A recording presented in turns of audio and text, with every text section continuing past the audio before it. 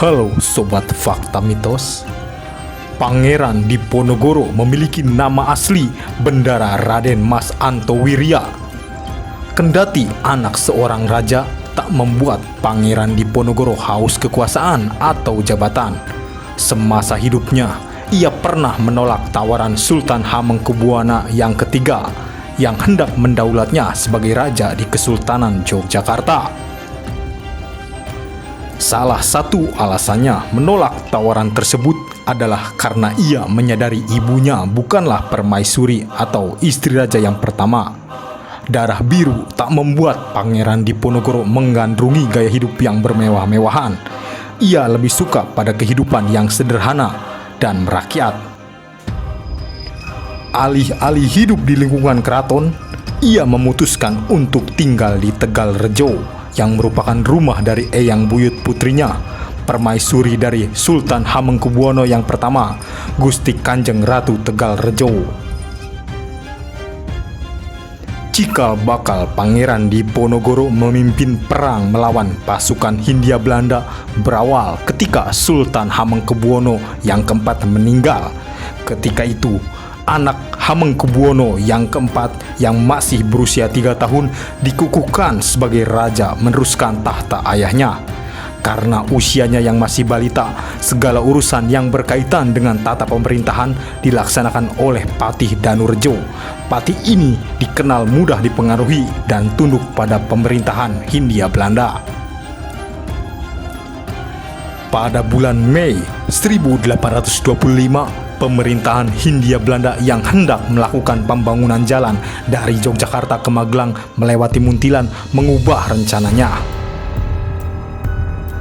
Jalur pembangunan jalan tersebut dialihkan melintas Tegalrejo, yang notabene merupakan daerah tinggal Pangeran Diponegoro.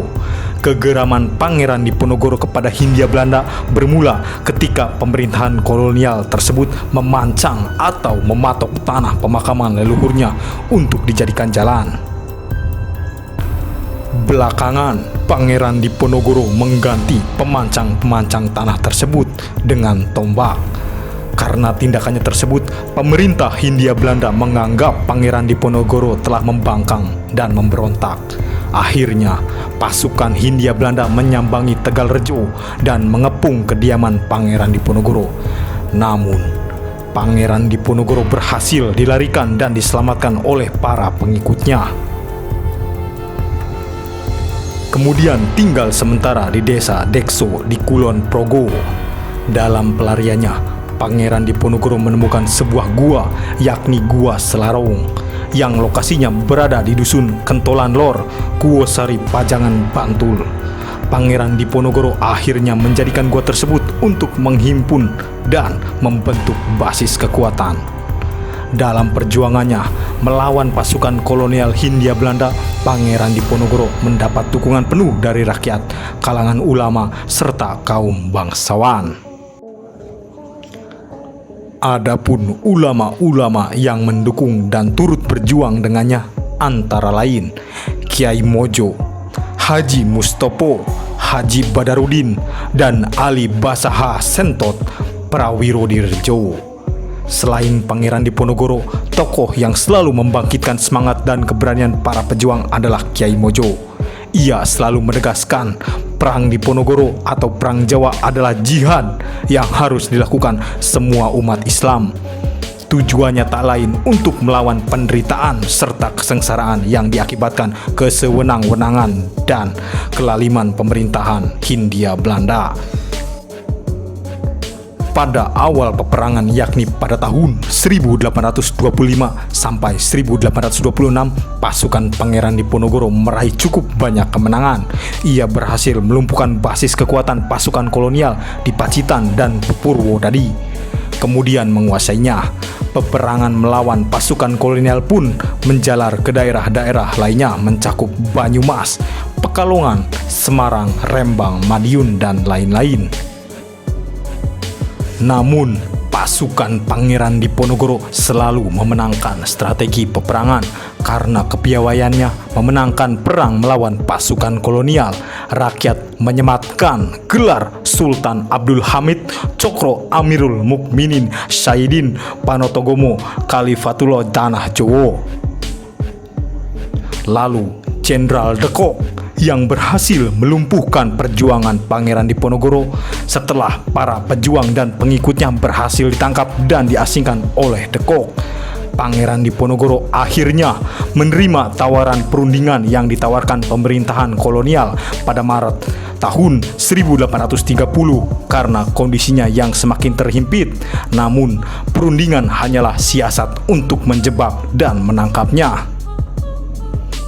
Pangeran Diponegoro pun ditangkap, kemudian dikirim ke Batavia. Pada April tahun 1830, ia bersama istri dan beberapa pengikutnya akhirnya diasingkan ke Manado, Sulawesi Utara. Ia pun sempat ditawan ke Benteng Amsterdam lalu dipindahkan kembali ke Benteng Rotterdam di Makassar, Sulawesi Selatan. Pada tahun 1855, Pangeran Diponegoro pun wafat dalam pembuangan. Kendati berhasil dilenyapkan, pemerintah Hindia Belanda menelan kerugian yang telak akibat peperangan melawan Pangeran Diponegoro. Diperkirakan pemerintah Hindia Belanda harus menggelontorkan sekitar 20.000 gulden untuk membiayai perang ini. Selain itu, dalam segi pasukan, Hindia Belanda juga harus kehilangan sekitar 8.000 pasukannya. Pasukan pribumi yang wafat pada perang ini pun tak sedikit, yakni sekitar 7.000 orang. Dengan seluruh angka tersebut, Perang Diponegoro atau Perang Jawa yang terjadi dalam rentang tahun 1825 sampai 1830 menjadi peperangan paling besar dan sengit dalam sejarah. Dan berkat kegigihan dan jasanya dalam melawan pemerintahan kolonial, Pangeran Diponegoro pun didaulat sebagai salah satu pahlawan nasional Indonesia. Jika kalian suka dengan video ini, silahkan klik tombol subscribe. Terima kasih.